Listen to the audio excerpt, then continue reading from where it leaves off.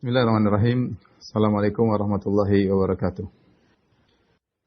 Baik, ada berikutnya yang Allah ajarkan juga dalam surat An-Nur ayat 58. Ayat 58. Allah Subhanahu wa taala berfirman, ya ayyuhalladzina amanu, ya wahai orang-orang yang beriman, liyasta'dzinkumul ladzina malakat aymanukum. Hendaknya budak-budak kalian, lelaki dan wanita yang kamu miliki, walladzina lam yablughul huluma minkum, demikian juga anak-anak yang belum dewasa, hendaknya mereka minta izin. Salasa marrat, minta izin kepada kalian tiga waktu. Min qabli salatil fajri, ketika sebelum salat subuh, wa hina tada'una thiyabakum minadh dhahirah, ketika kalian meletakkan baju kalian di waktu siang hari, wa min ba'di salatil isya, dan setelah salat isya. Salatu auratil lakum, inilah 3 aurat kalian. Laisa alaikum wala alaihim junahun ba'dahun. Tidak mengapa bagi kalian bagi mereka setelah itu tidak usah minta izin setelah 3 waktu tersebut. Tidak usah minta izin. Tawafuna alaikum ba'dukum ala ba'd, karena mereka sering bertemu dengan kalian, muter-muter di rumah kalian, anak-anak maupun budak-budak. Kadzalika yubayyinullahu lakumul ayati wallahu alimun hakim. Demikianlah Allah mengajarkan kepada kalian ayat-ayat agar kalian, dan Allah Maha mengetahui dan juga Maha bijak.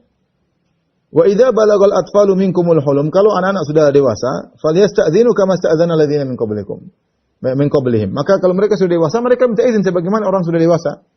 Kadzalika yubayyinullahu lakum ayati wallahu alimun hakim. Demikian Allah menjelaskan ayat-ayatnya dan Allah Maha mengetahui lagi Maha bijak. Ayat ini maksudnya gimana? Maksudnya Allah mengajarkan kalau kita di rumah, dan di rumah mungkin rumah ada budak-budak, ada anak-anak yang belum balik. Pada asalnya mereka kalau ketemu kita enggak usah minta izin kecuali 3 waktu. 3 waktu ini kenapa butuh izin? Sekali lagi karena pandangan. Salasu auratil lakum, 3 waktu tersebut min qabli salatil fajri wa hina tad'una thiyabakum minadh dhahira, memba'di salatil isya. Yang pertama sebelum salat subuh. Sebelum subuh orang mungkin tidur, bangun, mungkin tersingkap auratnya. Jadi sangat mungkin ya. Kemudian wa hina tad'una thiyabakum minadh dhahira, siang hari biasanya orang qailulah. Barang kebiasaan orang Arab mereka tidur siang sebelum zuhur atau setelah zuhur. Ya, qailulah, namanya qailulah orang meletakkan baju dan dia tidur, namanya di tempat tidurnya mudah sekali untuk tersingkap. Zaman dulu mungkin celana tidak seperti kita, gampang tidak tersingkap. Zaman dahulu mungkin ikatannya kurang kokoh atau apa, jadi mungkin saja tersingkap atau mereka melepaskan baju mereka ya. Ba'da salatul isya, dan setelah malam hari ketika mau tidur, ya, orang bisa buka baju kemudian apa? Tidur. Dan ini dalil kata para ulama bahwasanya seorang boleh kalau kebutuhan dia buka bajunya meskipun auratnya terlihat. Ya, karena ada keperluan, misalnya tadi ingin tidur dan yang lainnya, tidak jadi masalah. Ya. Dan ini juga dalil bahwasanya anak-anak harus diajari. Ya, liyasta'dzinkumul ladzina malakat aymanukum wal ladzina lam yablughul huluma minkum. Ya. Hendaknya anak-anak juga minta izin kepada kalian. Kita ajari anak-anak, kalau masuk minta izin, ya. Ketuk pintu kayak apa kayak. Dan ini juga dalil bahwasanya seorang tidak menampakkan auratnya di hadapan anak-anak. Ya, jangan menggampangkan menampakkan auratnya. Orang tua nampakkan auratnya kepada laki-lakinya, anak perempuannya, jangan ya. Makanya disyariatkan minta izin agar anak beradab. Jadi kalau sebelum subuh, waktu tidur siang, dan malam hari kalau mau ketemu ya ketuk pintu. Bu, ayah ya, diajarin. Ya, jangan, karena kalau mereka nyelonong masuk khawatir terlihat aurat apa yang terlihat. Kata para ulama kecuali kita izinkan, memang kita izin, contohnya kita angkat sitar kita angkat terbuka sehingga orang tahu bahwa anak-anak kita tahu boleh lalu lalang di situ. Atau pintu kita buka menunjukkan boleh lalu lalang, izinkan.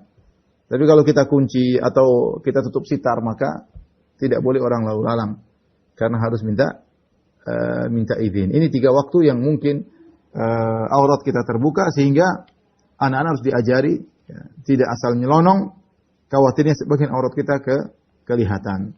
Adapun setelah 3 waktu tersebut, ya maka silakan masuk tidak minta izin ya di dalam anggota rumah ya, karena 3 waktu tersebut seorang biasanya tidak terlihat auratnya. Biasanya tidak terlihat auratnya. Makanya kata Allah Subhanahu wa taala ya, tidak mengapa setelah waktu-waktu tersebut tidak harus minta izin, baik budak maupun anak-anak ya yang memang tinggal di dalam rumah. Adapun selain itu maka harus minta izin. Kemudian Allah menjelaskan, wa idza balagal atfalu minkumul hulum. Kalau anak-anak sudah dewasa, maka hukumnya sama seperti yang lain. Orang dewasa harus minta izin.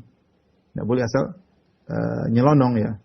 Ya, minta izin ya. Karena beda anak kecil dengan orang dewasa dalam melihat bagian yang terbuka dari tubuh kita. Ini contoh ayat juga yang berbicara tentang bagaimana beradab dalam rumah antara kita dengan anak-anak. Jangan kita asal pakai baju sembarang, terutama ibu-ibu kelihatan ininya, kelihatan anunya. Anak terbiasa ya melihat sebagian aurat tersingkap, laki-laki juga pakai baju yang benar. Ya, adapun waktu-waktu yang tadi ketika kemungkinan aurat kita tersingkap, maka anak-anak tidak boleh masuk kecuali minta izin agar mereka tidak nyelonong melihat apa yang tidak boleh mereka